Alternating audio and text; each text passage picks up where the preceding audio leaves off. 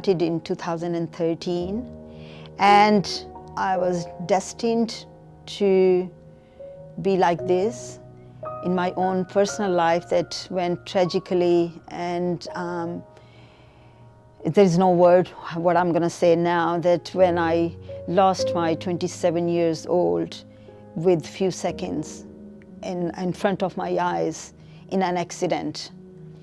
My beautiful son was apple of my eye. So we started this foundation with the concept of that we want to help people who are in that situation where we are going through the grief and loss. And then we opened another few sets of streams where we captured that there was a need. We did a survey on 500 people at that time and tried to find where are the gaps in the community towards the charity.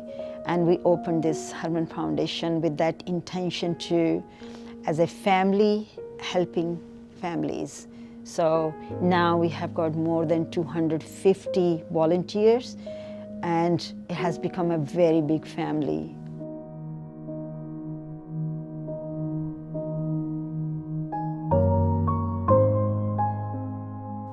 Due to COVID, what I noticed through our activities that people are impacted emotionally, felt very drained.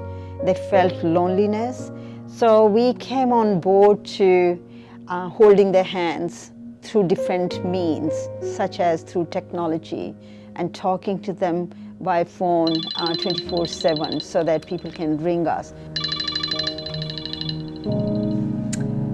Hi, you have called Herman Foundation helpline. How can I help you?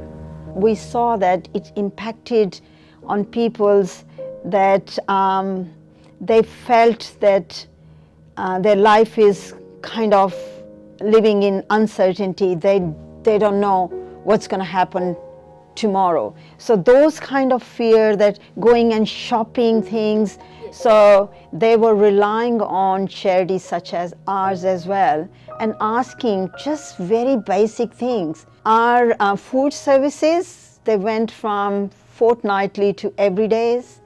Essentials were added when people need basic essentials. They were struggling with financially, so food, the food vouchers were added. They were ringing us that they don't have money to buy or they don't have means to go out because they are in isolation. So we were relying on our volunteers, set of volunteers who were working as a front line. We never ever stopped during COVID just because of the demand. And plus then talking to people over the phone through the technology, added Zoom sessions or Teams sessions, and we had to reflect on how we were receiving phone calls. So we upgraded. There was a very much need of upgrading our technology of 24/7 helpline, because that was the demand, and we added more volunteers. So I think we had only 6 volunteers looking after the helpline.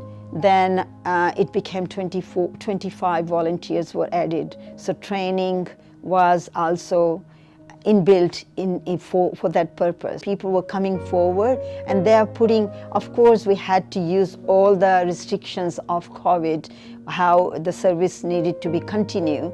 So those set of volunteers were going to the destination where things were requested. So we were supplying food hampers to their home, cooked food their homes. So basically people were cooking for other people. Flights were arriving from overseas and people were staying in hotels, nice hotels, no problems, but they didn't have the luxury of eating their choice of food. All over the Sydney, wherever the things were requested. But people who could able to come, we had a place, Alpha Park, we still do it there, our service. We actually were able to show a showcase on domestic and family violence.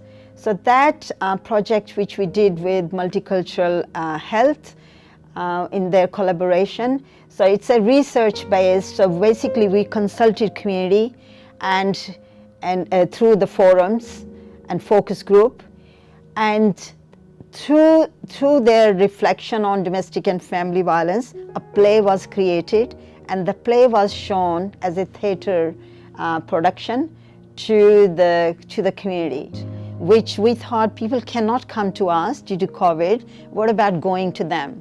So we made a project where we the van was converted as a coffee van. So we want to embrace people wherever they are. So we were going in parks, which was quite okay to go during that time, and offering kappa to them. And our van has got a very big signage of say no to domestic and family violence, and it gave a lot of opportunity to people to ask questions about.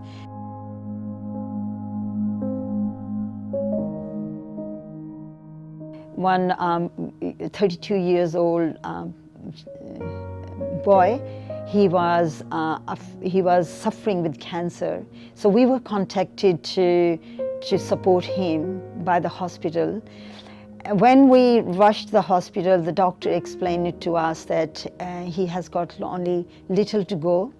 So we intervened by inviting his and liaising with his family and how to get them here from overseas.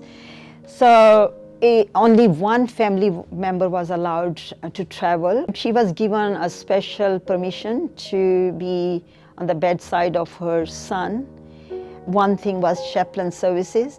So we were sitting with the mother and few other visitors every day on the bedside of this young, beautiful person. During COVID time, we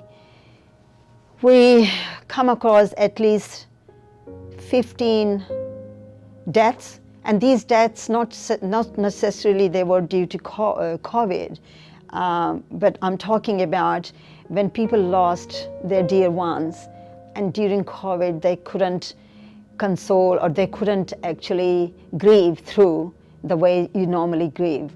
So how we helped in these circumstances, that we were involved organizing fundraise. We fundraise for the host families who couldn't afford even the funeral proceedings. We were involved with emotionally and spiritually be with them and just holding their hands. During the last 2 years, I would say that our contribution, which is our wealth, is our volunteers. So more than 250 volunteers, they work in this charity, in this organization, in different capacity.